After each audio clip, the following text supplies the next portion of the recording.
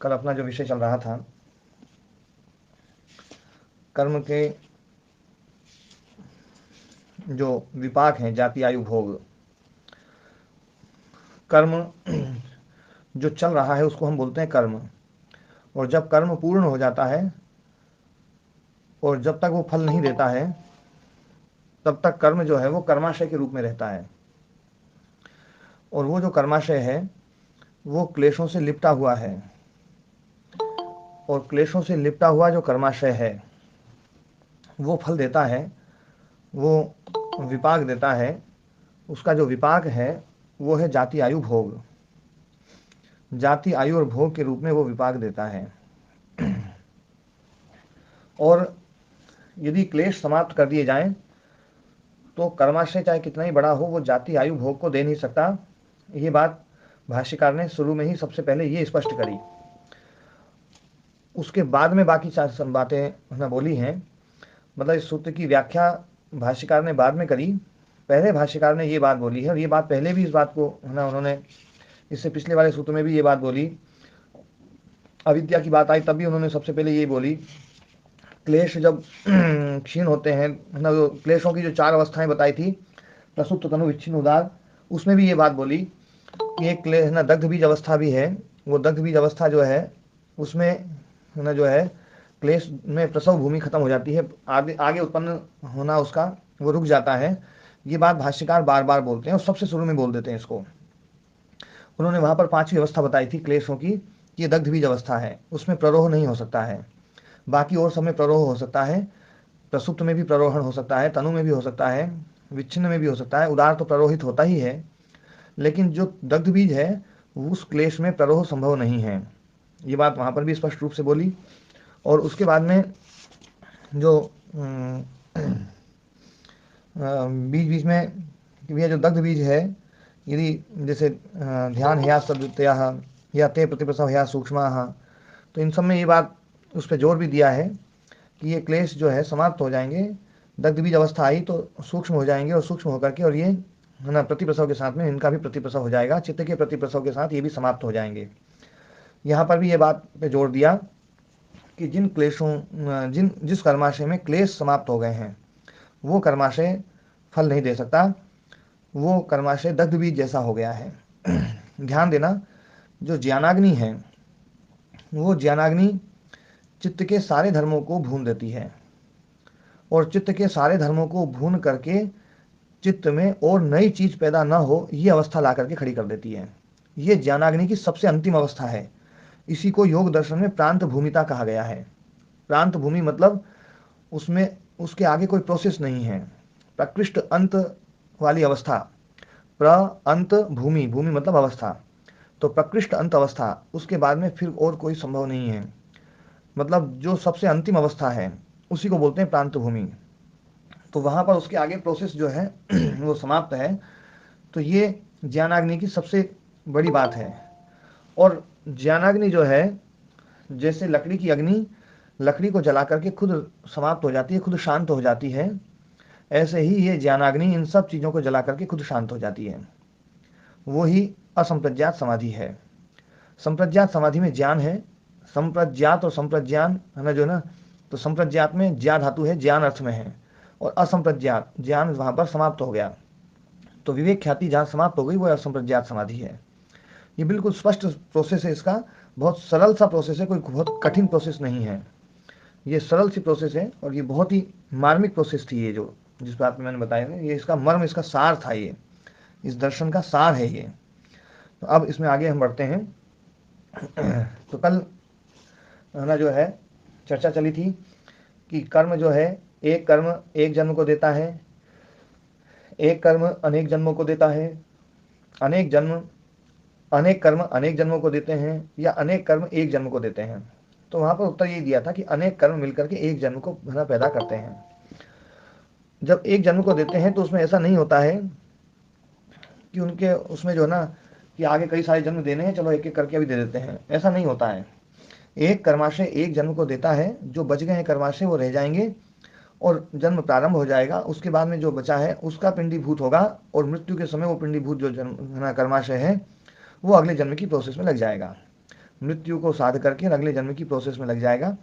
ये जो है कर्माशय का स्वरूप है। अब इसमें ये बात बता रहे हैं, तस्मात जो ना तीसरा वाला पैराग्राफ, चौथा वाला पैराग्राफ जो है ना, तस्मात जन्म प्रायणांतरे कृतः, यहाँ से तस्मात जन्म प्रायणांतरे, जन्म और मृत्यु के बीच में, कृतः किए हुआ, पुण्यापुण्य कर्माशय प्रचय, पुण्य अपुण्य कर्माशय का जो प्रचय है, संचय है, विचित्र जो विविध रूप वाला है, प्रधानोपसर्जन भावेन अवस्थित, प्रधान और उपसर्जन भाव से अवस्थित है। मतलब प्रधान और उपसर्जन भाव से अवस्थित है, मतलब इसको यूँ समझना है कि कोई हम किसी जीवन को देखते हैं कि उस जीवन में जो है ना, वो व्यक्ति याद किया जाता है पेड़ पौधों के कारण से, कोई व्यक्ति याद किया जाता है गौ सेवा के कारण से, कोई व्यक्ति याद किया जाता है यज्ञ के कारण से, कोई व्यक्ति याद किया जाता है समाज सेवा के कारण से, कोई व्यक्ति याद किया जाता है दान पुण्य के कारण से, कोई व्यक्ति याद किया जाता है आतंकवाद के कारण से, कोई व्यक्ति याद किया जाता है अलग अलग पापों के कारण से। तो ऐसा नहीं है कि उसके जीवन में कोई पाप करने वाले व्यक्ति के जीवन में कोई पुण्य रहा ही नहीं, और ऐसा भी नहीं है कि कोई बहुत पुण्यात्मा है तो उसके जीवन में पाप रहा ही नहीं। पाप भी होंगे, थोड़े बहुत होंगे, पुण्य भी होंगे। तो यदि पुण्य प्रधान है तो पाप उपसर्जन है, और पाप प्रधान है तो पुण्य उपसर्जन भाव से रहेंगे। मतलब एक मुख्य हो जाएंगे तो बाकी जो उसके विपरीत वाले हैं वो गौण हो जाएंगे। तो ना प्रधान और उपसर्जन भाव से अवस्थित, प्रायणाभिव्यक्त, जो प्रायण के द्वारा अभिव्यक्त होने वाला, मृत्यु के द्वारा अभिव्यक्त होने वाला, एक प्रघट्टकेन मिलित्वा, एक प्रघट्टक बन के, एक गट्ठर के रूप में मिलकर के, मरणम प्रसाद्य, मृत्यु को प्राप्त करा करके, सम्मूर्छितम, है ना, पिंडीभूत होकर के, इकट्ठा होकर के, एकमेव जन्म करोति, एक ही जन्म को पैदा करता है। तच्च जन्म तेनैव कर्मणा लब्धायुष्कम होती, और वो जो जन्म है, वो जन्म कितनी आयु वाला होगा, वो उसी कर्म के द्वारा, उसी जो पिंडीभूत, जो कर्माशय का जो पिंड था, गट्ठर था, उसी गट्ठर के द्वारा ये भी पता चलेगा कि ये जो जन्म है वो कितनी आयु वाला होगा। तो है ना, जो है ना, लब्धायुष्कम भवति तस्मिन आयुषी तेनैव कर्मणा भोगा संपद्यते, और उसी आयु में, उसी कर्म के द्वारा, वो कर्म मतलब उस कर्माशय के द्वारा, जो पिंडीभूत कर्माशय था, उसी कर्म के द्वारा भोगा संपद्यते, भोग भी उसमें प्राप्त होते हैं। वो कर्माशय पहले जन्म देगा, जन्म देते ही आयु जाति को दे देगा, फिर आयु देगा, और आयु के बाद में वो कर्म भोग देगा। पर ये जो बात है ये एक एक करके बताई गई है। वस्तुतः तो ये तीनों चीज़ें एक साथ ही उसको पहले फिक्स हो जाती हैं, और ये एक साथ फिक्स, जैसे जैसे हम कर्म करते जा रहे हैं वैसे वैसे ये सब चीज़ फिक्स होती जा रही है। हर क्षण जो ना, मतलब हमारा हिसाब हर क्षण का हिसाब है, वो व्यवस्था के पास में हर क्षण का हिसाब है। हर क्षण जो है वो, हम कोई भी कर्म करते हैं, वो कर्म किया, वो जुड़ा, और बैंक बैलेंस हमारा पक्का हो गया कि आज का बैंक बैलेंस ये है, इस क्षण का बैंक बैलेंस ये है, इस क्षण में यदि कुछ होता है तो ये फल मिलेगा, ये आयु मिलेगी, ये जाति मिलेगी, ये भोग मिलेगा। तो इसलिए इसको हम इस रूप में निश्चित मानते हैं, अनिश्चित नहीं कह सकते। लेकिन जहाँ कर्म योनि है, कर्म योनि में हर क्षण वो निश्चित जो था पहले वाला, उसमें घटाव और बढ़ाव होता है, क्योंकि कर्म योनि है, स्वतंत्रता है। स्वतंत्रता होने के कारण से उस कर्माशय में निरंतर घटाव बढ़ाव चलता रहता है। लेकिन घटाव बढ़ाव हुआ फिर फिक्स हो गया, फिर आपने कुछ घटाया फिर फिक्स हो गया। जैसे मेरे पास में 20 रुपए हैं, अब मैंने इस क्षण 5 रुपए कमाए, तो कितने रुपए हो गए मेरे पास में? 25। फिक्स हो गए। हाँ जी। फिक्स है ये, इसी को बोलेंगे हम निश्चित, है ना। फिर मैंने अगले क्षण 2 रुपए गंवा दिए, कितने हो गए? 23। है ना। फिर अगले क्षण मैंने 10 रुपए कमा लिए, तो कितने हो गए? 33। 33। आप देख रहे होंगे हर क्षण जो है ना, मेरा बैंक बैलेंस बिल्कुल फिक्स है, पिछले क्षण से बढ़ गया है, क्योंकि कर्म करने की मेरी स्वतंत्रता है। मुझे है ना, कमाना और गंवाना ये दोनों ही है मेरा, इसलिए जो ना वो चलता रहेगा। लेकिन जहाँ पर जिन योनियों में कर्म योनि नहीं है, भोग योनि है, तो उनका जो भोग का कोटा है कि इतना जो है इसको भोग देना है, तो जैसे जैसे भोग होता जाएगा वैसे वैसे उसमें कर्माशय में से वो कर्म कम होता जाएगा, कम होता जाएगा, कम होता जाएगा। मान लीजिए किसी स्वतंत्र व्यक्ति ने, स्वतंत्र मतलब मनुष्य ने किसी जीव को बीच में मार दिया, तो उतना भोग उसका कम हो गया, और जो दुख हुआ है, वो दुख जो मारते समय जो दुख हुआ है, उस दुख का जो है ना उसको प्रतिफल मिलना चाहिए, या वो दुख जो था, उस दुख के कारण से उसके जो बुरे कर्म थे वो जितने कटने चाहिए थे वो तत्काल उसी क्षण कट करके, और कर्माशय एकदम जो है ना जितना बचना चाहिए उतना बच जाएगा। कर्माशय जो है अपना फल देते ही समाप्त हो जाता है ना, जो है कर्माशय और की, महाराज हाँ जी मान लो किसी मनुष्य ने किसी पशु को मार दिया, जी, तो उसका तो कर्माशय कट जाएगा और वो पाप जो है मनुष्य के सिर आ जाएगा। मनुष्य के ये सिर कहना आएगा। चाह रहे हो? हाँ, हाँ, मनुष्य के ठीक सिर है। आएगा, ये है कर्म का फल। और वो जो मनुष्य, वो जो पशु जो परेशान हुआ है, वो उसका परिणाम है, वो फल नहीं है। तो वो जो परिणाम उसको मिला, उस पशु को, जो उसको मिलना नहीं चाहिए था, लेकिन चूंकि ये स्वतंत्र है तो ये कर सकता था, तो वो जो उसको जो परिणाम मिला है, जो उसको दुख में भोगना पड़ा, वो दुख उसके कोटे से काट दिया जाएगा, ठीक है उतना महाराज। दुख कट जाएगा। और उतना कर्माशय, उसका जो दुख वाला जो कर्माशय था, उसका उतना क्षीण कर लिया जाएगा। ये बिल्कुल प्रोसेस है, और हर क्षण निरंतर ये प्रोसेस चल रही है। और अनंत तो जीवों की, महाराज ये मतलब हुआ किसी को भी कैसा भी कष्ट देना बहुत बुरी बात है, वो तो सिर आ जाएगा। हाँ, किसी का भी, आप किसी को भी कष्ट देते हैं तो वो कष्ट जो है ना, वो गलत है। लेकिन इसमें एक बात ध्यान देने वाली है हमारा कि जी। आत्मरक्षा का आपके पास में अधिकार है। अच्छा अच्छा। आत्मरक्षा का आपके पास में अधिकार है। आप अपनी आत्मरक्षा के लिए, ये आपका कर्तव्य है आत्मरक्षा करना। तो आत्मरक्षा के लिए यदि आप किसी को हटाते हैं या किसी को वो करते हैं, कि जैसे अब आप, है ना, जंगल में गए या आप कमरे में सो रहे हैं, सांप आ गया, बिच्छू आ गया, कोई ऐसी चीज़ आ गई, आप अपने आप को बचाएंगे नहीं, तो बहुत, है ना, वो गलत है। ये जो कर्मफल व्यवस्था है, ये आपको अकर्मण्य नहीं बनाती है, ध्यान रखना। कई लोग इसका अर्थ ये भी ले सकते हैं कि ये अकर्मण्य बना देगी, ये तो फिर, हाँ, वो आत्मरक्षा का तो दे ही रखा है अधिकार, हाँ, तो उसमें पाप नहीं आत्मरक्षा का लगेगा आपका महाराज। कर्तव्य है, अपनी रक्षा आपको करनी ही चाहिए। और उस रक्षा के लिए आप जितनी कम से कम हिंसा हो सके उतनी ही कम से कम हिंसा करें। लेकिन फिर भी जो हिंसा होती है, तो उस हिंसा से फिर घबराना नहीं चाहिए। उतनी हिंसा आपको करनी पड़ेगी तो वो करनी ही पड़ेगी। स्वामी जी बचपन में अनजाने में हो गई वो। जो अनजाने में हो गई उसका फल भोगना पड़ेगा, और क्लेश समाप्त हो जाएंगे, फिर तो कोई बात नहीं है। जैसे अभी 2 दिन पहले हमारे यहाँ पर एक गोरा निकला। तो गोरा निकला, अब गोरा, है ना, जो है था, तो जो है ना, सब उसको मारने के लिए तैयार हो गए थे बिल्कुल। लेकिन जो है ना, मैंने उसको देखा, मैंने भैया मारना तो नहीं है यार इसको, अपने को पहले तो अपने कोशिश करनी है, इसको, है ना, बचाना है। फिर उसको, है ना, कपड़े से दबाया, और दबा करके, और फिर जो है ना उसकी, है ना, पूंछ बांधी, पूंछ बांध करके रस्सी में बांध करके उसको लटका लिया, और उसको छोड़ आए बोरी में डाल करके। तो, है ना, जो है, जहाँ तक प्रयास हो वहाँ तक अपने को बचाना चाहिए। लेकिन ऐसा भी नहीं होना चाहिए कि बचाने के चक्कर में हम अपना ही, है ना, जो है ना, नुकसान कर लें, वो भी गलत है। पर कोशिश बचाने का भाव होना चाहिए। गुरुदेव बारी बार ऐसा भी तो हो जाता है, हम तो बच जाए, दूसरे पे कष्ट आ जाए, उसका क्या करोगे? दूसरे पे यदि कष्ट आ आज रहा से है, हमने ऐसे कहीं छोड़ दिया और किसी को सेज जाए वो। ना, ऐसा नहीं होता है, उसको जंगल में छोड़ना है। तो वो भी जंगल में तो जीव रहते ही हैं, ऐसा थोड़ी कोई, मतलब इस धरती पे सब जीव खत्म करके अपन तभी रहेंगे। गुरुदेव जंगल कहाँ रह रहे हैं आजकल? आप बस्ती में जाओ ना, कितने शहर के, ना ना, शहर सब को देखो जंगल पार ही खूब। नहीं हो पाएगा। जंगल कहाँ है गुरुदेव तो आजकल? उन शहरों में तो वो जीव हैं भी नहीं। और यदि वो हैं, तो यदि आपने कोई पकड़ भी लिया ना, तो वन विभाग जी। की टीमें और सब, ना, आप पुलिस को फ़ोन करेंगे, वो आ जाएंगे और ले जाएंगे। उसमें आपको जाने की ज़रूरत नहीं है ना। बहुत तरीके तो अच्छा। बहुत सारे हैं, ऐसी कोई दिक्कत नहीं है। जो बचाना चाहता है ना, वो बचा सकता है। और जैसे चूहे वगैरह है गुरुदेव, उनका? देखो, चूहे आदि जो नुकसान करते हैं, जो नुकसान करने वाले जीव हैं, उनको मारना पड़ेगा उनको, अच्छा। हाँ जी। ठीक। कसौली में मैं तो सांप तक को भी छोड़ के आता हूँ। गांव मोहल्ले में जैसे सांप निकलता है तो वो लोग पूछते हैं भैया सांप आ गया, जी जी। उनको बुलाओ। तो मैं तो स्वामी जी ऐसा करता हूँ, भैया अगर मुझे बुलाते हो तो मैं किसी को मार नहीं दूंगा, चाहे वो छोटा सांप है चाहे बड़ा है। हाँ, नहीं, बढ़िया 6 है। से 10 आता है, मैं उसको पकड़ के और जंगल में छोड़ जाता हूँ। बहुत अच्छा है। ओ स्वामी जी। एक बार जो है ना, हम जो है, छोटे थे, मतलब जो ना, छोटे मतलब गुरुकुल में आ गए थे, बड़े गुरु जी के सानिध्य में आ गए थे। तो वहाँ पर जनरेटर के पास में जो ना, टीन लगी हुई थी। उस टीन में जो है ना बहुत सारे गोयरे रहते थे। सीमेंट की टीन थी, और सीमेंट की टीन में जो ना दीवार के ऊपर रखी, तो दीवार और सीमेंट की टीन के बीच में जो छेद होता है, उस छेद में बहुत सारे गोयरे थे।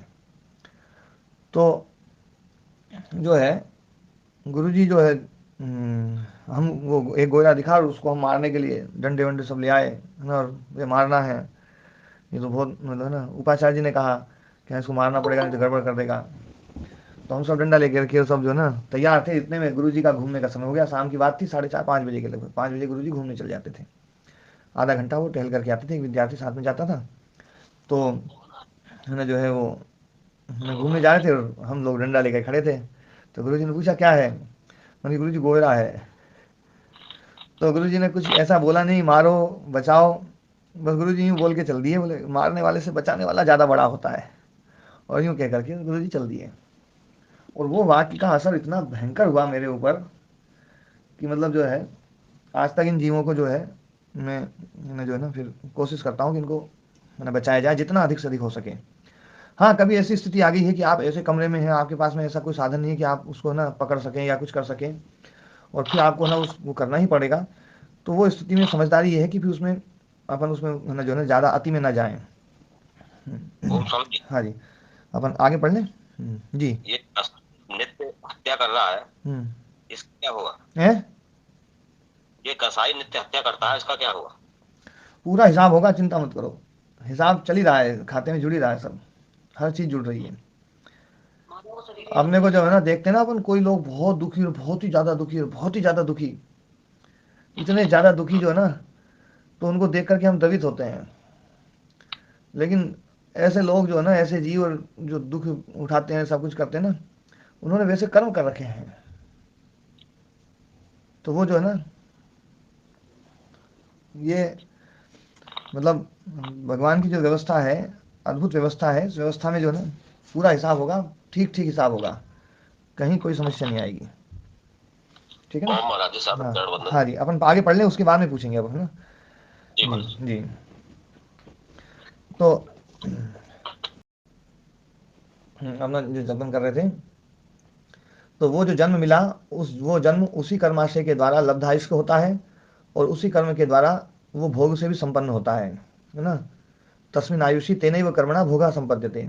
उस आयु में उस कर्म के द्वारा, उस आयु में उस कर्म के द्वारा वो, है ना, जीव जो है वो भोग को भी प्राप्त करता है। मतलब जो हमारे पिछले जन्म के कर्म किए हुए हैं, उसका जो कर्माशय बना, उस कर्माशय से हमें जाति मिली, और जाति के साथ में आयु मिली, और आयु के साथ में भोग मिला। अतः एक भविका कर्माशय उक्तः, इसलिए एक जन्म से संबंधित कर्माशय कहा गया है, एक जन्म को कर्माशय पैदा कर देता है। दृष्टि जन्म वेदनीयस्तु एक विपाकारम भी भोग हेतुत्वात्, द्विविपाकारम भी वह आयुर्भोग हेतुत्वात्, नंदीश्वर नहुष्वद वा इति। ये जो दृष्टि जन्म वेदनीय है जो कर्माशय है, वो एक विपाकारंभी, एक विपाक को करने वाला, एक विपाक मतलब भोग, है ना, जो है भोग, भोग हेतुत्वात्, जब इस जन्म में किया हुआ कर्म भोग का हेतु बनता है, इस जन्म में किया हुआ कर्म जब भोग का हेतु बनता है, तो वो एक विपाकारंभी, है ना, कर्माशय कहलाता है। और इस जन्म में किया हुआ कर्म जब आयु को भी प्रभावित करता है, भोग के साथ में आयु को भी नियंत्रित करता है, तो वो द्विविपाकारंभी होता है, आयु भोग हेतुत्वात्, आयु और भोग हेतु के कारण से। और उसके बाद में देखो, यहाँ पर वाह वाह जो है ना, 3 बार वाह वाह है शायद, आप लोग पुस्तक में क्या है? द्विविका विपाकारम वा और आयुर्भोग के हेतुत्वात् नंदीश्वर नहुष्वत वा। हाँ, वाह हो गया ना। तो वाह का मतलब होता है अथवा, वाह का होता है अर्थ होता है अथवा। जब एक वाह आएगा, जब एक वाह आएगा तो 2 पक्ष हो जाएंगे। एक वाह आएगा तो कितने पक्ष हो जाएंगे? 2 हो गए महाराज जी। और 2 वाह आएंगे तो कितने पक्ष हो जाएंगे? 3 पक्ष हो जाएंगे महाराज। 3 पक्ष हो जाएंगे। ये बात समझ में आने वाली है ना, समझने की है ना?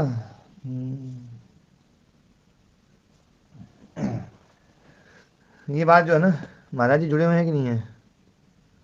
या महाराज जी नहीं जुड़े हुए हैं अभी, शायद दिनचर्या कर रहे हैं।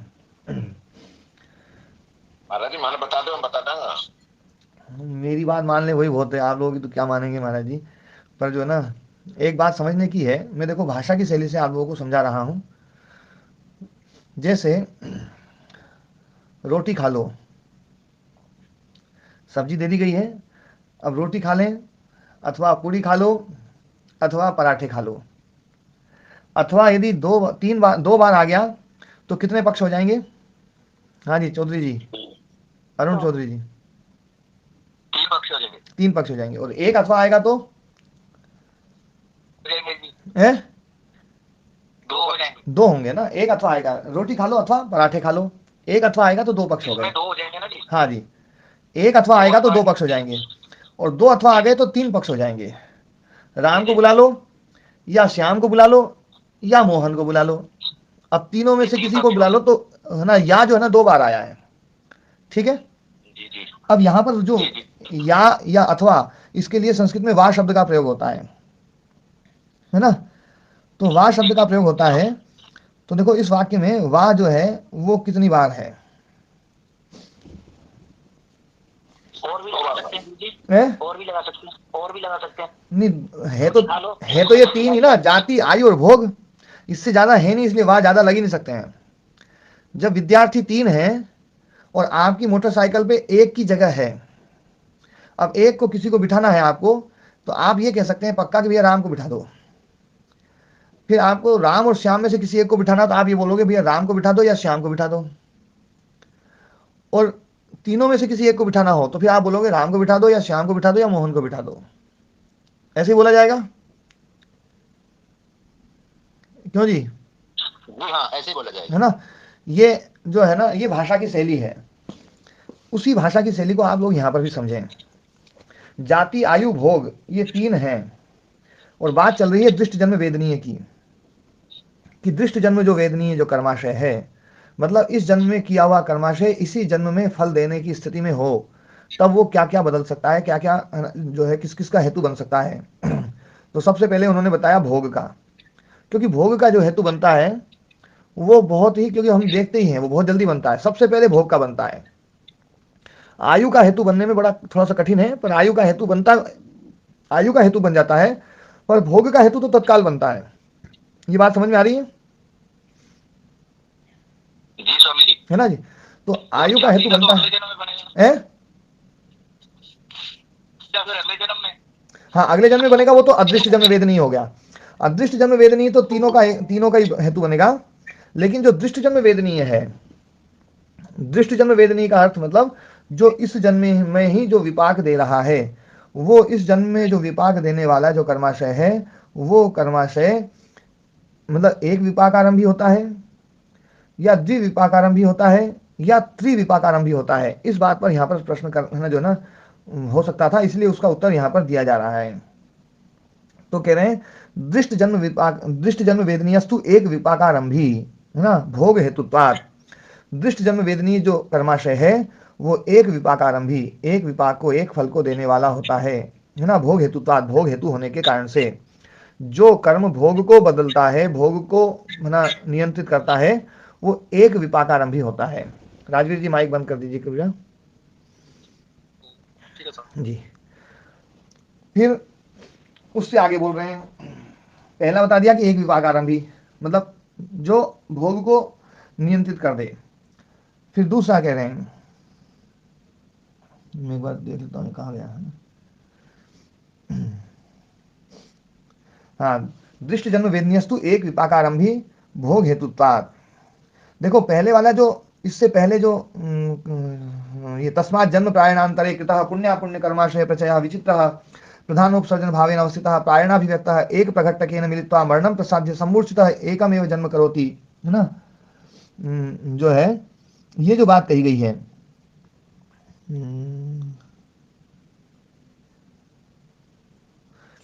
ये है अदृष्ट जन्म वेदनीय कर्माशय की। ये बात समझ में आई? स्वामी जी दोबारा समझा दीजिए एक बार। देखो न तावत, है ना, ये तस्मात् जन्म प्रायणांतर है, ये जो है ना चौथा वाला पैराग्राफ, इसको देखिए।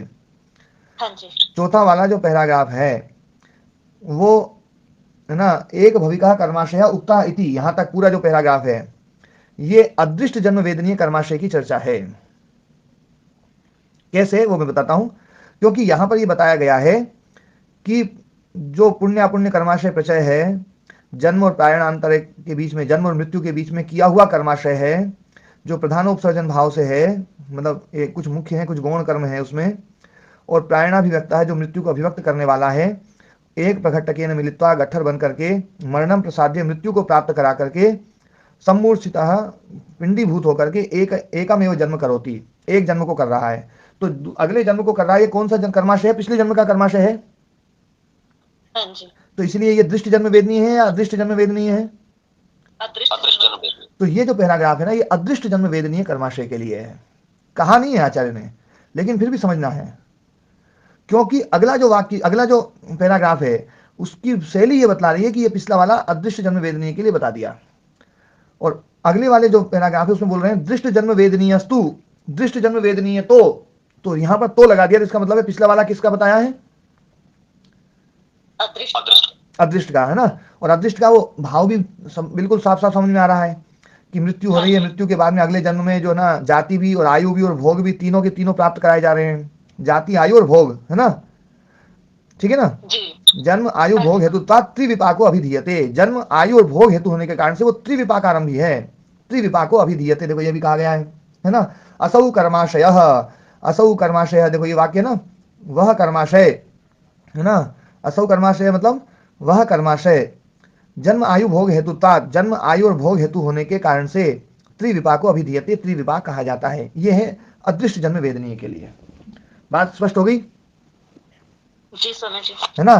तो अदृष्ट जन्म वेदनीय जो कर्माशय है,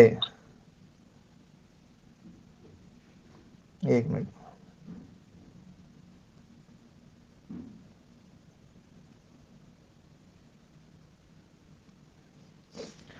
तो अदृष्ट जन्म वेदनीय जो कर्माशय है वो जन्म आयु भोग हेतु होने के कारण से त्रिविपाको अभिधीयते, त्रिविपाक कहा जाता है इति। अतः एक भविका कर्माशय, और वो एक भविका है, अदृष्ट जन्म वेदनीय, और एक भविका एक जन्म अगले जन्म को पैदा कर देगा, और अगले जन्म को पैदा करके और जाति और आयु भोग दे करके जो गौण बच गए थे वो बच्चे रह जाएंगे, और वो कर्माशय वहां से फिर से शुरू हो जाएगा। ठीक है, अब आगे बात कर रहे हैं। हाँ जी महाराज जी, इसमें जब अदृश्य जन्म वेदनीय को त्रिविपाक कह दिया, तो फिर अगले पैरे में जो दृष्ट जन्म वेदनीय को भी हम त्रिविपाक समझ रहे हैं, इसका सामंजस्य कैसे बैठाएंगे? दृष्ट जन्म वेदनीय जो कर्माशय है वो एक विपाकारंभी भी होता है, द्विविपाकारंभी भी होता है, और त्रिविपाकारंभी भी हो सकता है। ये बात यहाँ कहने के लिए यहाँ पर ये बता रहे हैं। जो अदृष्ट जन्म वेदनीय है, ध्यान देना, इसका ये तात्पर्य निकाले महाराज जी कि अदृष्ट वेदनीय जो है वो तो तीनों को देने वाला है, तीनों को ही देगा, वो एक को नहीं दे सकता, वो केवल जन्म जन्म दे दे, भोग न दे, आयु न दे, संभव नहीं है। जी महाराज जी, ठीक है ना, वो केवल भोग नहीं दे सकता जी, लेकिन जो दृष्ट वेदनीय है वो एक भी दे सकता है, दो भी दे सकता है, और तीनों भी दे सकता है। हाँ, तीनों देने वाली जो घटना है ना वो बहुत थोड़ी है, वो एक आध दो घटना, उसका वर्णन फिर कर दिया यहाँ पर भाष्यकार ने। लेकिन देखो ध्यान देने वाली बात है, जोर दो पे दिया है, जोर दो पे दिया है, लेकिन तीसरे में भी अथवा लगा दिया है। अब उसको देखो, उसको समझने की बात है ना। ये थोड़ी सी अपने मतलब अपने सिद्धांतों से थोड़ी सी विरुद्ध जाती है चीज, लेकिन अभी अपन इसको समझेंगे और इस चीज को अपन छोड़ करके चलेंगे, क्योंकि इसको छोड़ मतलब ये घटना कोई मतलब है ना, ऐसी घटनाएं जो है अब ये हुई हैं नहीं हुई हैं, इनको लेकर के अपन बहस करें तो उसका कोई मतलब वो नहीं हो सकता, ऐसा कोई समाधान भी नहीं हो सकता है ना। लेकिन ये तो बिल्कुल पक्का है कि इस जन्म का कर्माशय भोग हेतु तो बहुत स्पष्ट रूप से बनता है, और आयु को नियंत्रित करने वाला रूप भी इसका देखा जाता है, वो भी बनता है ना। और जाति वाला जो है, जैसे पहले वो नहुष और उसका जो किया था ना, जो है नंदीश्वर और नहुष, तो वो जो है ऐसे उदाहरण बहुत थोड़े मिलते हैं, इसलिए उस पक्ष को भी है ना जो है ना अभ्युगम पक्ष से स्वीकार कर लिया गया है भले ही, लेकिन जो है ना भाष्यकार का यहाँ मुख्य प्रयोजन जो है वो भोग हेतुत्वाद और भोगायु हेतुत्वाद द्विविपाकारंभी, ये ज्यादा इस पे जोर दे रहे हैं। अब देखो इसको समझो जरा, फिर से समझो इसको, मैं अक्षरशः समझा रहा हूँ। पहले अदृष्ट जन्म वेदनीय को बतला दिया, वो त्रिविपाकारंभी है, त्रिविपाक है ना, और एक भविका कर्माशय, और एक जन्म को उत्पन्न करने वाला है, ये बिल्कुल पक्का स्पष्ट कर दिया है। और अनेक जन्म मिलकर के एक जन्म को पैदा करते हैं, ये सिद्धांत यहाँ पर बता दिया है, स्थापित कर दिया है। ये बात तो बिल्कुल समझ में आ गई है जी, है ना जी। अरुण जी, आदि जी, अरुण चौधरी जी, सतीश जी, स्पष्ट हो गई है ना। हाँ, थोड़ा व्यस्त भी हूँ यहाँ पे, मेरा आज आरएफ साल का समापन समारोह है। अच्छा, काम भी देख रहा हूँ। हाँ, रात को सुनूंगा पूरा। हाँ, पूरा एक बार सुनिएगा फिर ना। जी जी, ठीक है। तो ये जो अदृष्ट जन्म वेदनीय है वो त्रिविपाकारंभी बता दिया गया, एक भविका कर्माशय अगले जन्म को उत्पन्न करने वाला बता दिया। अब आगे जो है अगला जो पैराग्राफ है इसको समझ लीजिए। अब दृष्ट जन्म वेदनीयस्तु, दृष्ट जन्म वेदनीय जो है वो एक विपाकारंभी भोग हेतुत्वाद, भोग हेतु होने के कारण से एक विपाकारंभी होता है। द्विविपाकारंभी वा, है ना, दो विपाकारंभी होता है, क्यों? भोगायु हेतुत्वाद, भोग और आयु हेतु होने के कारण से। और नंदीश्वर व नहुषवद वा इति, एक और वा लगा दिया कि नंदीश्वर और नहुषवद, क्योंकि उसका जो वर्णन है पहले वो जाति है ना जो ना बदलने के रूप में ना वर्णन पहले पिछले सूत्र में किया था, उसको फिर यहाँ पर कह दिया कि वो भी एक पक्ष हो सकता है। ये तीसरा पक्ष ले दिया। तो तीसरा पक्ष में जो ना वो त्रिविपाकारंभी भी हो सकता है। लेकिन ये जो तीसरा पक्ष है, ये पक्ष बहुत अति दुर्लभ या कहीं ऐसा हो तो एक बात है, इसलिए इस पक्ष को अपने को न मानते हुए भोग हेतुत्वात और भोगायु हेतुत्वात उस पर ज़्यादा अपन जोड़ दें। ये वाला जो पक्ष है ये अभ्युपगम पक्ष है ना, जो है ना, मतलब ठीक है चलो ये भी जो है ना, क्योंकि ऐसा उदाहरण उन्होंने व्यास मुनि जी जो है उन्होंने उसका खंडन भी नहीं किया और उसका कोई बहुत ज़्यादा मंडन भी ना करके और उसको थोड़ा सा कह करके आगे चल दिए हैं। स्वामी जी, हाँ, अभ्युगम शब्द का अर्थ क्या होगा? अभ्युपगम मतलब होता है ना, स्वीकार कर लेना, जी, है ना। ठीक है। अपना मत तो दूसरा है, पर चलो ठीक है ये भी बात मान लेते हैं, है ना, वो होता है अभ्युपगम। स्वामी जी, अभ्युपगम का अर्थ ऐसे लेके केवल तो चर्चा के लिए स्वीकार कर रहे हैं। हाँ, चर्चा के लिए जब स्वीकार किया जाता है, जैसे निष्कर्ष रूप में, है ना, जैसे देखो क्या है, ये न्याय दर्शन का शब्द है। जी, न्याय दर्शन में जो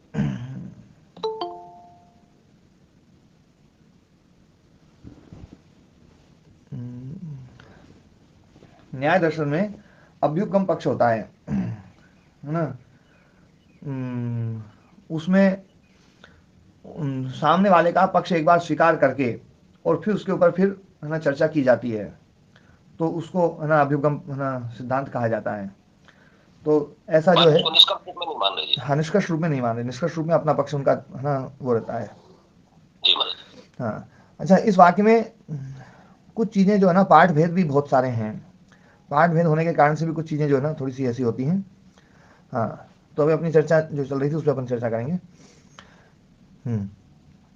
क्लेश कर्म विपाकानुभव निर्वर्तिताभिस्तु वासना भी अनादिकाल सम्मूर्छितम इदम चित्तम विचित्रीकृतम इव सर्वतो मत्स्य जालम ग्रंथि इव आततम इति एता अनेक भवपूर्विका वासना। क्लेश कर्म विपाकानुभव निर्वर्तिताभि, क्लेश कर्म विपाक इनके गुरुजी अनुभव निमित्ताभिस्तु है हमारी पुस्तक में। निर्मित के जगह निमित्त है। हाँ, निर्वर्तित मतलब उसको पैदा करने वाला है या उसका निमित्त है जो है ना, दोनों का अर्थ एक ही हो सकता है ना। जी गुरु। हाँ जी, ये मैंने जो ना जो सबको दी हुई है वो भी वो पढ़ने लग गया मैं दूसरी पुस्तक देखता हूँ उसमें क्या लिखा हुआ है। हाँ, निमित्ता भी, निमित्त शब्द है ना ये ज़्यादा मिल रहा है। हाँ, निमित्त शब्द ज़्यादा मिल रहा है, पर निर्वर्तित भी कोई दिक्कत नहीं है, दोनों का अर्थ एक ही निकलेगा ना।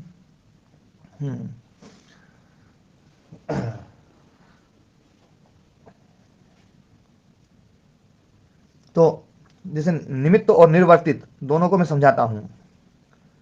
दुग्ध निमित्ता गऊ और दुग्ध निर्वर्तिता गऊ, दुग्ध निमित्ता गऊ और दुग्ध निर्वर्तिता गऊ, है ना, दुग्ध निर्वर्तिता गऊ और दुग्ध निमित्ता गऊ, दोनों में समास ये होगा, दुग्ध ही निमित्त है जिसका ऐसी गाय, दुग्ध है निमित्त जिसका ऐसी गाय, मतलब जो दूध के लिए है वो है दुग्ध निमित्ता गऊ, और दुग्ध निर्वर्तिता गऊ, दुग्ध है निर्वर्तित जिसके द्वारा, मतलब दुग्ध बनाया गया है जिसके द्वारा, ऐसी गऊ मतलब जो दूध देने वाली गऊ है उसको बोलेंगे दुग्ध ना। तो दोनों का अर्थ एक ही निकल रहा है, इसलिए निमित्त और निर्वर्तित शब्द दोनों का प्रयोग ना मिल जाता है, पर निमित्त शब्द का प्रयोग प्राचीन उसमें ज्यादा मिलता है, लेकिन निर्वर्तित भी है तो कोई दिक्कत नहीं है ना। निर्वर्तित का अर्थ स्वामी जी पैदा करना। हाँ, पैदा करना। निर्वर्तित जब निरुपसर्ग लगेगा ना तभी आएगा जी, और निवर्तित आएगा ना जब र हट जाएगा तो उससे हटना होगा। अच्छा जी, हाँ, ठीक है ना। निवर्तित होगा फिर है, हाँ, निवर्तित होगा जो निर्वर्ती होगा है ना। कौन सा हटेगा? देखो, एक होता है निर्वृत्त, एक होता है निवृत्त, एक होता है निवृत्त। जी, 3 शब्द लिख लो भले। निर्वृत्ति, निर्वृत्ति ही लिख लो। जी स्वामी जी लिख लिया। फिर लिखो निवृत्ति ही, रा हटा दो, ता तो 2 ही रहेंगे। अच्छा जी, है ना। ऊपर वाले में हाँ जी, और तीसरा लिखो निवृत्ति, एक बिना ता के, एक बिना मतलब एक बीच में ता नहीं रहेगा, एक ही ता रहेगा। तो निर्वृत्ति का अर्थ होता है बनाना, निवृत्ति का अर्थ होता है लौटना, और निवृत्ति का अर्थ होता है शांत होना।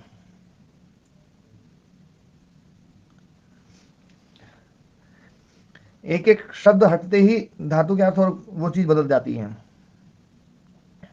ना।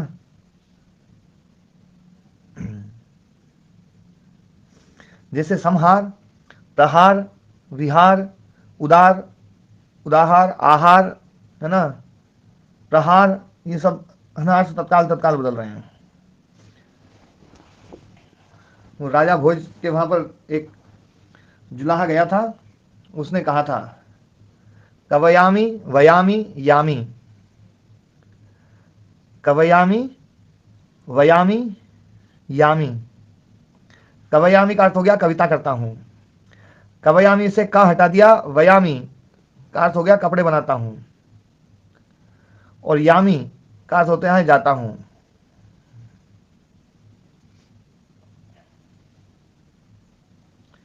ऐसे ये जो ना निर्वृत्ति, निवृत्ति और निवृत्ति। निवृत्ति मतलब शांत होना। जी महाराज जी, बहुत अच्छा। जी।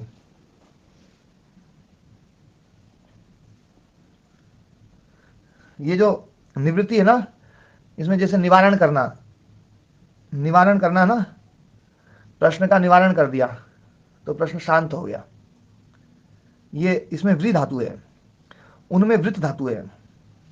वृत्त धातु जो है जब निरुपसर्ग पूर्वक होगी तो बनाने अर्थ में होगी, और निउपसर्ग पूर्वक होगी तो हटाने अर्थ में होगी। जी। तो यहां पर बता रहे हैं क्लेश कर्म विपाकानुभव निर्वर्तिता भी, क्लेश कर्म विपाक के अनुभव से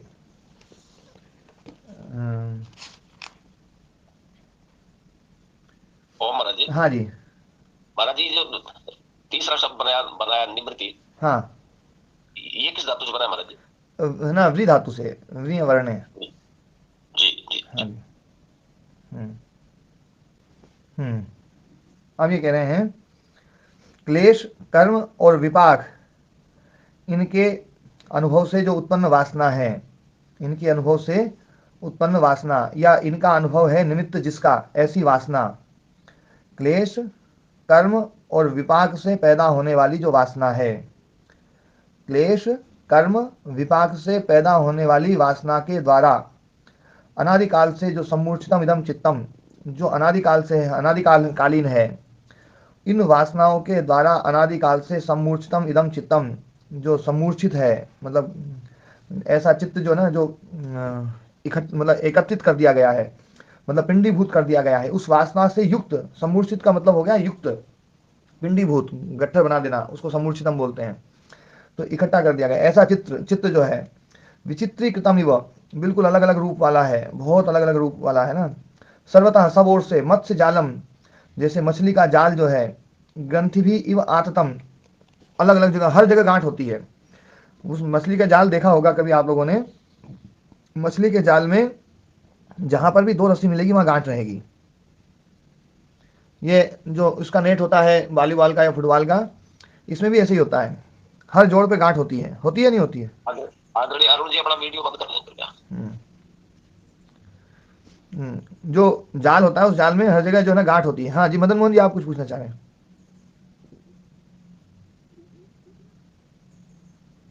मदन मोहन जी। हाँ महाराज जी प्रणाम। हाँ प्रणाम जी। महाराज जी, दृष्ट जन्म वेदनीय जो होता है, मतलब इसी जन्म में, तो उसमें फिर जाति नहीं होगी, मतलब ये 2 ही होंगे, भोग और आयु। हाँ, आयु और भोग वाला जो पक्ष ना वो प्रबल है, सबसे ज्यादा तो भोग को प्रभावित करने वाला है, आयु को भी प्रभावित करता है। ये भी अपन देखते ही हैं कि हमारा कर्म जो है ना आयु को प्रभावित कर देता है ना। लेकिन जो है जाति को प्रभावित करने वाली जो स्थिति है ना, उसमें बहुत सारे लोग उसको नहीं मानते हैं, है ना। जी महाराज जी। तो क्लेश कर्म विपाक, इनके अनुभव से बना हुआ जो, बनी हुई जो वासना है, वो वासना, वो जो संस्कार है, उस संस्कार से सम्मूर्छित इदम चित्तम, जो है ना मतलब उससे युक्त हो गया है जो चित्त, और वो विचित्रीकृतम, वो विचित्रीकृत है, मतलब बिल्कुल अलग अलग रूप वाला है, उसमें हर प्रकार की वासना है। मतलब कैसा चित्त है, कितना विचित्र है। इसके भीतर देखो, गाय के संस्कार भी, घोड़े के संस्कार भी, गधे के संस्कार भी, सांप के भी, चींटी के भी, पक्षी के भी, अलग अलग पक्षी, अलग अलग मछलियां, अलग अलग जीव जंतु, अलग अलग रेंगने वाले, बिल में खोदने वाले, दौड़ने वाले, भागने वाले, डरने वाले, डराने वाले, गुस्सा करने वाले, भोग वाले, रोग वाले, 100 प्रकार के जो ना, कितने संस्कार इस चित्त में हैं। आप सोचिए जरा, ये चित्त जब मछली की योनि में जाता है तो फट से उसके संस्कार जागृत होते हैं और वो अपने फट से काम करता है ना। यही चित्त जो है ना गाय की योनि में गया तो फट वहां के संस्कार उसके हिसाब से काम चल शुरू हो जाता है। तो ये जो चित्त है ये बिल्कुल विचित्रीकृत है और अनादिकाल से कर्म विपाक और क्लेश कर्म विपाक के द्वारा जो है निर्मित जो वासना है, उस वासना से ये चित्रित है। इतना मतलब खतरनाक है ऐसा चित्त जो है ना। सर्वथा मत्स्य जालम ग्रंथि भी आततम, और सब ओर से जैसे मछली का जाल ग्रंथियों से है ना जो है ना विस्तृत होता है, ग्रंथियों से युक्त होता है, ऐसा जो है ना ये चित्त भी हर प्रकार हर जगह इसमें गांठ ही गांठ मतलब ना अलग अलग जगह इतना गुथा हुआ, इतना वो है कि बड़ा जटिल मामला है ना। सर्वतो मत्स्य जालम ग्रंथि भी आततम इति एता अनेक भव पूर्विका वासना। तो ये वासना जो है ये अनेक जन्मों की है। ये मतलब जो है वासना जो है अनादिकाल से चली आ रही है, इसलिए इसको अनेक भवपूर्विका वासना कहा जाता है।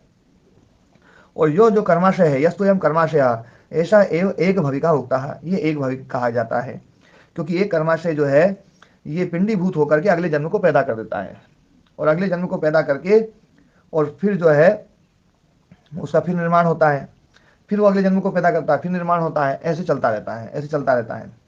अच्छा, एक बात ध्यान देने वाली बात है, आप लोगों ने इतना दर्शन पढ़ लिया है कि मैं बहुत गंभीर प्रश्न पूछ रहा हूं।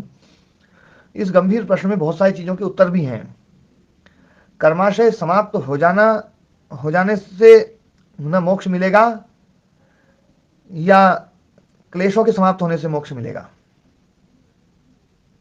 खत्म होना चाहिए, वो खत्म होना चाहिए महाराज जी, चिट्ठी खत्म होना चाहिए। कर्माशय खत्म होने से मिलेगा। अच्छा, कर्माशय खत्म किया जा सकता है कि नहीं किया जा सकता है? किया जा सकता है। कर्माशय तो जो है ना जो है कर्माशय को तो हम बहुत जल्दी से समाप्त कर सकते हैं। बहुत जल्दी का मतलब जो है ना जितना भी कर्माशय है, मान लीजिए गधे का घोड़े का जितने भी हैं सब योनियों में चल जाओ, परमात्मा सब योनियों में भेज दे। कर्म करवाने के लिए भेजे नहीं मनुष्य योनि में, कर्माशय को समाप्त करवाए बस। बोले भैया जो भी कर्माशय है भोग वोग सब करवा दो भैया, जो भी है सारे कर्माशय समाप्त हो जाएंगे, अलग अलग योनियों में भेजता जाए तो कर्माशय समाप्त हो जाएंगे या नहीं हो जाएंगे? सर जी चित्त थोड़ी समाप्त होगा उससे। हाँ, यही बात समझने वाली बात है। कर्माशय समाप्त होना यदि मुक्ति का प्रोसेस होता तो बहुत सरल होता। कलेश समाप्त हो जाएंगे तब। राम कुमार जी बहुत गंभीर बात बोलिए, इस पर विचार करने वाली बात है। हाँ तो महाराज यही तो कह रहा हूँ, चित्त खत्म हो जानी चाहिए। हाँ, कर्माशय जो ना, जो लोग कर्माशय को बचने को लेकर के ये कहते हैं ना कि कर्माशय तो बचा रहेगा, तो कर्माशय को तो समाप्त तो बहुत आराम से किया जा सकता है। मान लीजिए महाराज जी, हाँ जी, बहुत से विद्वान यही कहते हैं कि ये खोखा कर्माशय का तो बचा रहेगा, ये बहुत से यही बोलते हैं और कहते हैं फिर यही मानते हैं जी। महाराज जी जो चित्त खत्म तो हो जाए ना, तो पिटवा दो ना। देखो, एक किसी विद्वान को, कोई बहुत अच्छे विद्वान थे पहुंचे हुए, उनको फांसी हो गई। राजा ने जो है ना, दुष्ट राजा था, उसने फांसी दे दी। तो उसकी जो शिष्य मंडली थी वो सब दुखी हो गए, परेशान हो गए और धीरे धीरे करके फांसी वाला दिन आ गया। जब फांसी वाला दिन आ गया, फांसी पे लटकाने वाले थे, तो सब भक्त जो ना खड़े हुए रो रहे हैं। तो गुरुजी ने कहा, बोले यार क्यों रो रहे हो तुम लोग? बोले गुरुजी ये मार रहे हैं आपको। तो बोले मेरे को ये मार ही नहीं सकते, ये तो मैंने ज्ञान दिया तुम लोगों को, ये ज्ञान दिया कि मेरे को ये कोई मार नहीं सकते हैं, तो फिर रोने का तो मतलब प्रश्न नहीं उठता है, क्योंकि मैं जब ये मेरे को मार ही नहीं सकते, मैं मर ही नहीं सकता, तो फिर तो रोने की कोई बात ही नहीं है। और यदि यूं मान भी लो थोड़ी देर के लिए कि मैं मर ही जाऊं, तो झंझट ही खत्म। ये सारा बखेड़ा जो है, संसार बड़ा दुखदाई है, और इसमें यदि मतलब इन्होंने मेरे को मार ही दिया, आप लोग यूं मान लो कि चलो गुरुजी मर ही रहे हैं, समाप्ति हो रहे हैं, तो मैं तो खुद ही यही चाह रहा हूं कि यार मैं समाप्त हो जाऊं, तो इसमें भी रोने की बात नहीं है। नहीं महाराज जी, रहूंगा तो आपके साथ ही, या तो चिंता मत करो। नहीं तो चित्त चाहे मर जाए चाहे ना मरे, है ना। जितने महाराज जी मार के छोड़ांगे नहीं, मेरे को तो भी मारेंगे। पर देखो, कर्माशय का जो खोखा है ना, जो बात जो सतीश जी ने बोली, मैं उस गंभीर बात पे थोड़ा सा आता हूं। कर्माशय का खोखा बचने की बात जो कही जाती है, कर्माशय को समाप्त करना कोई कठिन काम नहीं है। जब हम मनुष्य योनि में आ गए हैं तो इसका मतलब है कि हमारा जो है ना पाप का कर्माशय तो बहुत थोड़ा सा ही बचा है। तो है ना जो है 2-4 बार, 10 बार, 20 बार, 100 बार 1000 बार, लाख बार और भेज देते इन योनियों में कि भाई चलो पूरा ही खत्म कर दो, भगवान से यही विनती करें कि तुम तो इस है ना मनुष्य योनि मत भेजो, तुम तो है ना जो है हमें पशु योनि में रखो, वहां जो मजा देना वो मजा दे दो, और जो कर्म है ना जो ना फल देना वो फल दे दो, कर्म मत करवाओ हमसे, हम तो कर्म जो ना अगले कर्माशय की तरफ जाना ही नहीं चाहते, जो पिछला है ना उसको भुगवा दो। तो पिछला फल तो भोगा जा सकता है, नहीं भुगवाया जा सकता है जी, क्यों जी सतीश जी?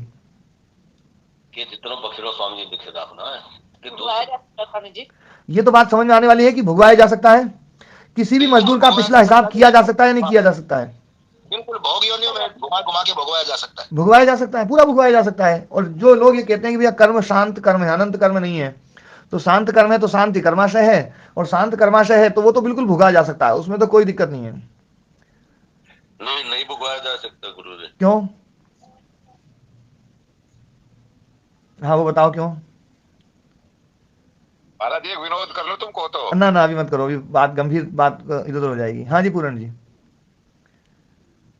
भाई इतना पता होता गुरुजी, बाकी इतना आगा कौन नहीं देखो, इसमें यदि ये मानते हैं अपन पूरण जी कि कर्माशय अनंत है, अपना अनंत कर्मों का कर्माशय है, तो बिल्कुल फिर ठीक बात है, अनंत है ना जन्म होते रहेंगे तब तक भी वो कर्माशय समाप्त नहीं होगा। लेकिन जो लोग जिन लोगों के ऊपर मैं बात उठा रहा हूं वो लोग तो इस बात को मानते हैं कि कर्माशय कर्म जो है ना शांत कर्म है, अनंत कर्म नहीं है, वो तो शांत कर्म मानते हैं, और वो तो मुक्ति से आने के बाद में बहुत थोड़ा सा ही उनका बचा हुआ है मामला, तो वो तो जो है ना मनुष्यों ने भी भेजा ही ना जाए, क्यों बिना मतलब में जो है ना, जिस मतलब आपके पास में पूरण जी कितने वर्कर काम करते हैं, आप किसी वर्कर का हिसाब पूरा कर सकते हो नहीं कर सकते हो? हाँ कर सकता हूँ। कर सकते हो है ना? हाँ यदि वो काम में लगा ही हुआ है तो फिर नहीं कर सकते हो, आप उसको काम में भी लगा के रखो है, आप काम में भी लगा के रखो और हिसाब करोगे जितने वो अगले क्षण फिर काम कर देगा, फिर अगले क्षण का हिसाब करोगे फिर वो अगले क्षण फिर काम कर देगा, तो हिसाब नहीं हो पाएगा। लेकिन आप उसको काम से हटा दो फिर उसके बाद पूरा हिसाब किया जा सकता है। ये बात जितनी सरल अपने को यहां लगती है ना उतनी सरल है परमात्मा के लिए, इसमें कोई दिक्कत ही नहीं है। कर्माशय को समाप्त करना ही यदि मान लिया जाए मोक्ष को, तो और फिर कर्माशय बच गया है तो बोले भैया फिर वापस आना पड़ेगा, तो कर्माशय को समाप्त कर लो ना बढ़िया तरीके से, क्यों बिना मतलब कि झंझट में जो है ना अपन जाए। तो ये जो प्रोसेस है ना, ये बात समझने वाली बात है कि कर्माशय की समाप्ति से मोक्ष नहीं है। कर्माशय यदि आपका पूरा समाप्त हो गया तो भी आपका कर्म तो होगा ही, क्योंकि चित्त है तो कर्म करना ही पड़ेगा, क्योंकि अभी अविद्या है। जब तक अविद्या रहेगी तब तक अविद्या जो है जन्म को पैदा करेगी, अविद्या जन्म को पैदा करेगी, और जन्म जो है ना प्रवृत्ति का कारण सब बनेंगे ही बनेंगे, ये सब प्रोसेस चलती रहेगी। आपका कर्माशय जो ना, इसलिए यहां पर कहा गया कर्माशय जो ना एक भविक एक जन्म का है, कर्माशय कोई बहुत बड़ा नहीं है अपना, कर्माशय कोई बहुत बड़ा नहीं है, भोग भाग करके अपन आ रहे हैं, अपना हिसाब हर जन्म में चल रहा है। जिस मजदूर का हिसाब रोजाना किया जाता हो उस मजदूर का हिसाब कितना बचेगा? कोई बहुत ज्यादा बचेगा क्या? एक बार मेरे जो प्रश्न पूछ रहा हूं उसका उत्तर दो कि जिस मजदूर का हिसाब रोज किया जाता हो, जिस मजदूर का रोज हिसाब किया जाता हो उस मजदूर का हिसाब क्या बहुत ज्यादा बचेगा क्या? क्यों जी सतीश जी, राम कुमार जी? हाँ महाराज जी मैं तो समझ रहा हूँ, ये तो हमारे को समझाने की बात है, को विषय नहीं है। मेरा क्लियर हो गया जी, मेरा क्लियर हो गया, मेरा तो वही था कि जब प्रतिक्षण हो रहा है तो कोई दिक्कत नहीं है फिर। हाँ तो हमारा जो ना ज्यादा कर्माशय नहीं है, तो कर्माशय समाप्त करना मुक्ति नहीं है, अविद्या को समाप्त करना मुक्ति है। अविद्या समाप्त होनी चाहिए, क्लेश समाप्त होने चाहिए, अविद्या समाप्त हो गई यही मुक्ति है, अविद्या से मुक्ति है, दुखों से मुक्ति है, अविद्या ही मुख्य है, संयोग से मुक्ति है, संयोग दुख का हेतु है, दुख से मुक्ति है, दुख का है कारण है संयोग, तो संयोग से मुक्ति है, संयोग का कारण है अविद्या, तो अविद्या से मुक्ति है, अविद्या है क्लेश, तो क्लेशों से मुक्ति है, क्लेश खत्म। ये कर्माशय कुछ नहीं कर सकता, फिर जरा सा बचा हुआ है उसको भी बोले भैया ये तो है ना, अब वो फल कैसे देगा, वो तो क्लेश की ना अपन ने वो छिलका ही उतार दिया उसका। तो मुक्ति जो है ना वो छिलका उतारने वाली चीज है, बस बीज का छिलका उतर जाए बस, अभी अपन ने छिलका नहीं उतारा है। हाँ जी दयाराम जी।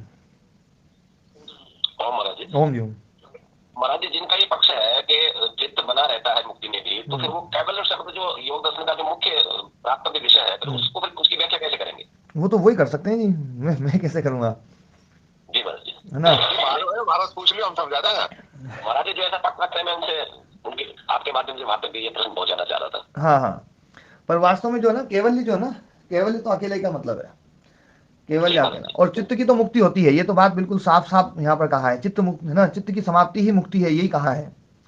और चित्त को तो ये अव्यक्त में गाली देते हैं कि चित्त का प्रतिप्रसव होता ही है, चित्त अव्यक्त में मिलता ही है, लिंग अलिंग में चला जाएगा, ये बिल्कुल साफ साफ कहा है। और खूब बार कहा है, कितनी बार कहा है कि मतलब कह कह करके ना जो ना आचार्य जो ना छिक लिए हैं। अब कोई ना समझे अलग बात है ना। क्यों जी राम कुमार जी, ये बात तो खूब कही है इसमें योग दर्शन में। हाँ महाराज जी, पर पता ना महाराज क्यों ना समझ में आ रही। हाँ आएगी, पर ये योग दर्शन तो बार बार इस बात को कह रहा है कि चित्त तो समाप्त होता है, चित्त समाप्त होता है। और देखो कर्माशय की समाप्ति की बात जो ना यहाँ पर कोई भी ये शास्त्र जो ना कर्माशय की समाप्ति की बात नहीं कह रहा है, यहाँ पर अविद्या की समाप्ति की बात कर रहा है।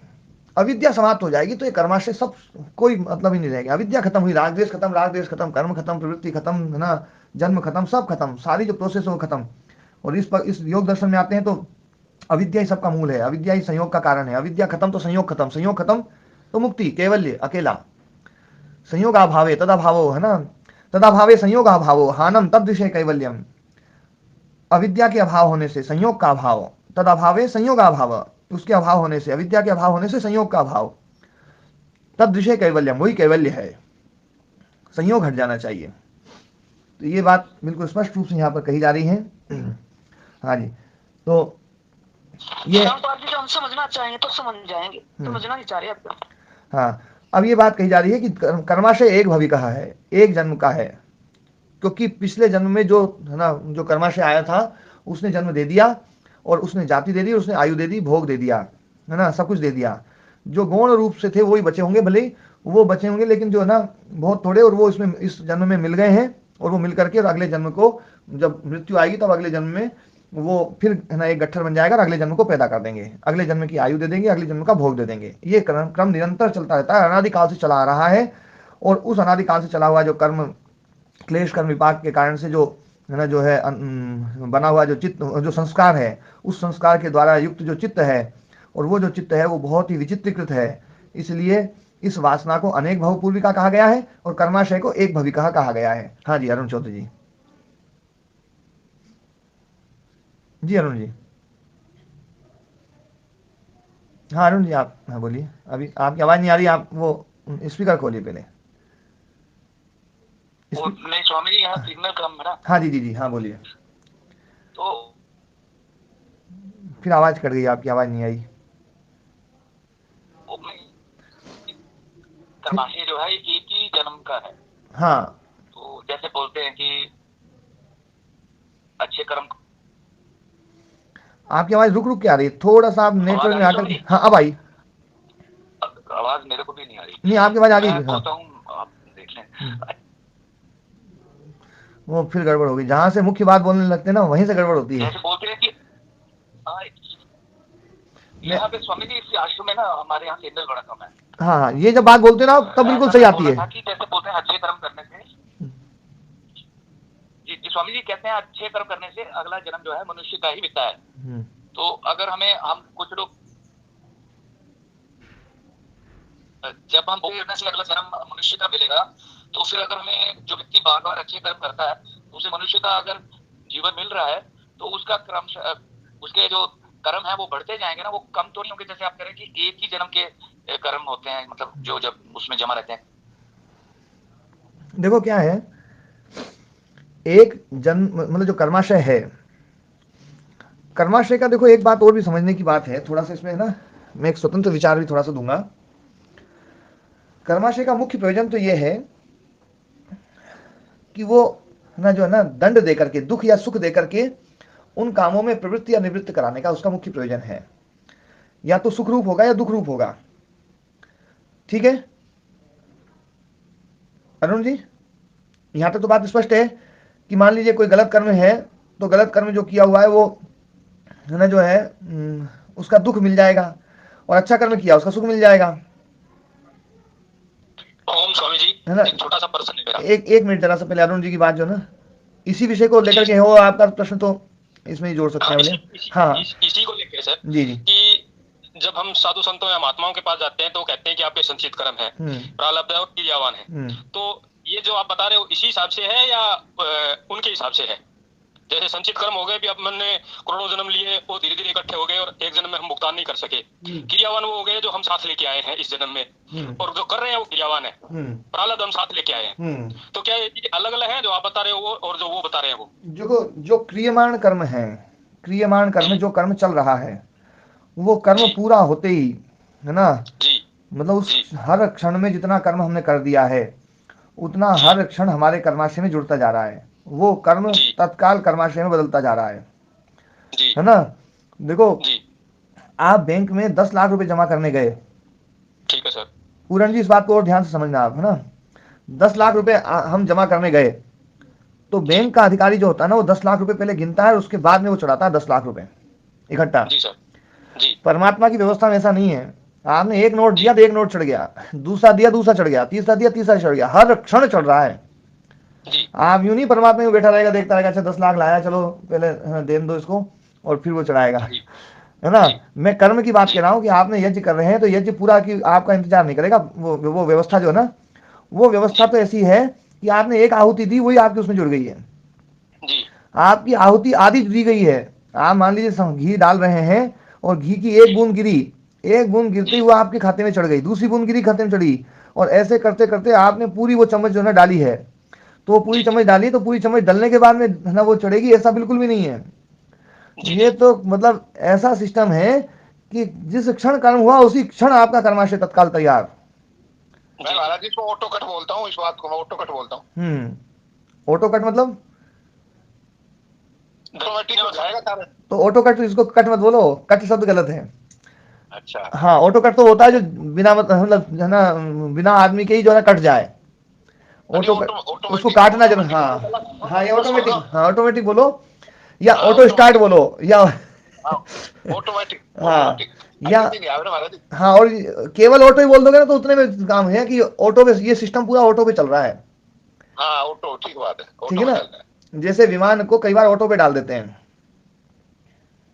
तो ना उसको ऑटो बोलते हैं, ऑटो बोलते हैं, क्या बोलते हैं वो तो जो ना महाराज जी इसको ऑटो पायलट बोलते हैं। हाँ, और ऑटो पायलट जो है ना, तो ऑटो पायलट जो होता है वो टेक ऑफ करेगा, अपने आप ही लैंड कर जाएगा। हाँ हाँ, पर वो मतलब ऑटो सिस्टम है ये पूरा का पूरा, अपने आप तत्काल सब होता जाता है। आपने कर्म किया कर्माशय बना, कर्म किया कर्माशय बना, एक एक क्षण आप उस कर्म के जितने हिस्से कर सकते हो ना, उतने हिस्से में भी कर्माशय जुड़ रहा है और हर क्षण बन रहा है।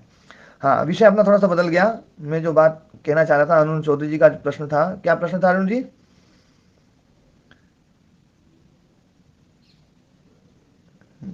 नेट नहीं है। नहीं, जो चर्चा चल रही थी वो क्या चर्चा चल रही थी, एक अच्छा विषय था वो।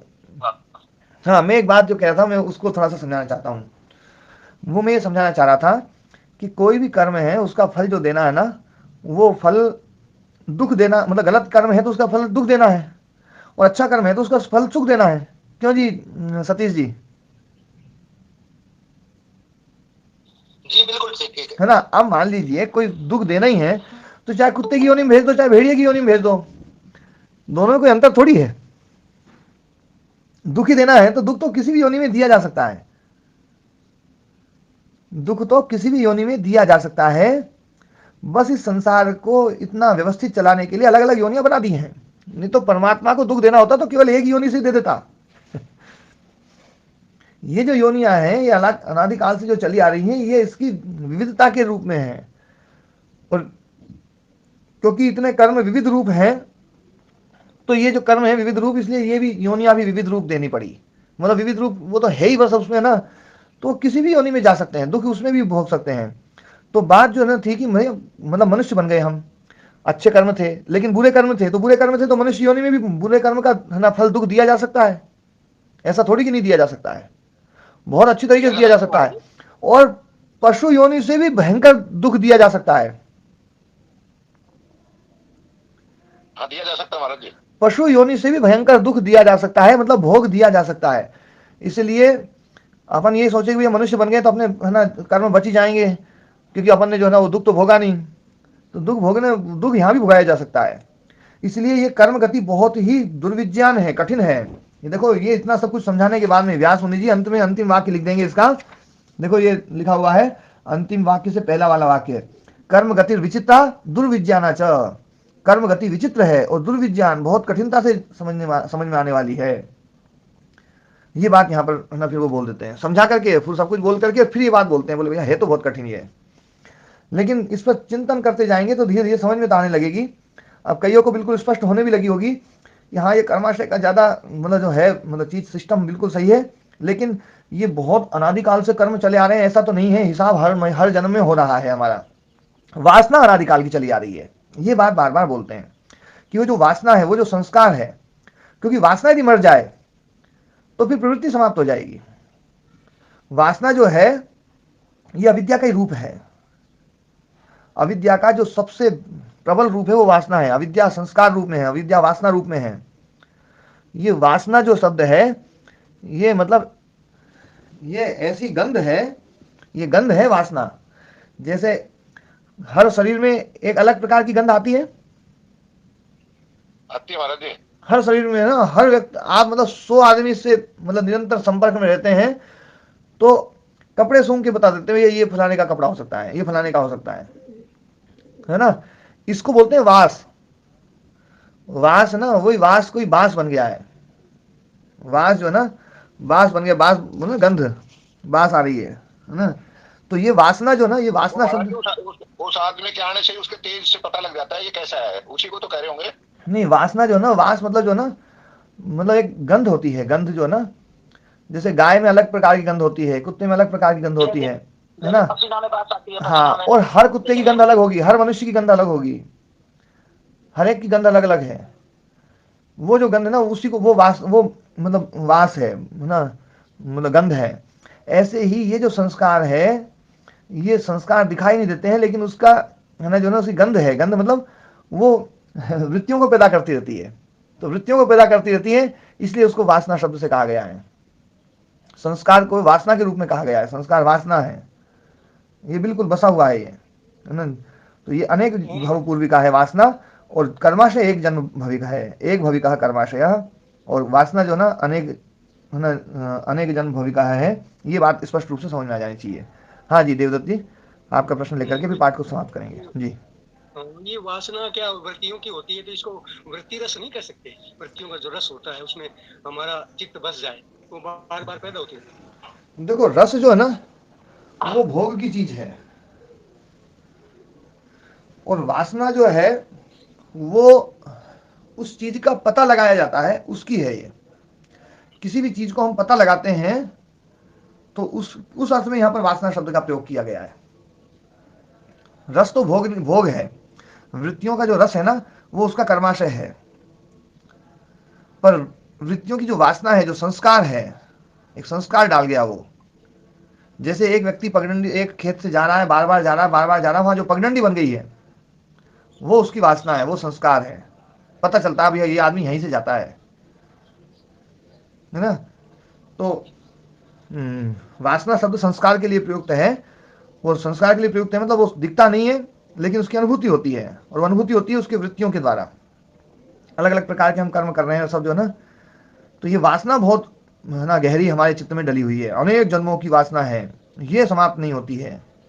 ये वासना समाप्त हो जाए, कर्माशय समाप्त हो करना कठिन काम नहीं है, ये आज स्पष्ट हुआ होगा आप लोगों को। कर्माशय बहुत है ना कठिन नहीं है कर्माशय को खत्म करना, लेकिन वासना को खत्म करना ही मुख्य है। वासना खत्म होनी चाहिए, संस्कार खत्म होने चाहिए, संस्कार दग्ध बीज होने चाहिए। ये अविद्या, अस्मिता, राग, द्वेष, अभिनिवेश, इनकी जो वासना है, इनके जो संस्कार पड़े हुए हैं जन्म जन्मों के, ये समाप्त होने चाहिए। ये खत्म हो गए फिर दोबारा नहीं आ सकते ये, ठीक है। बढ़िया है महाराज जी। जी ठीक है, आज के पाठ को ही विराम देते हैं।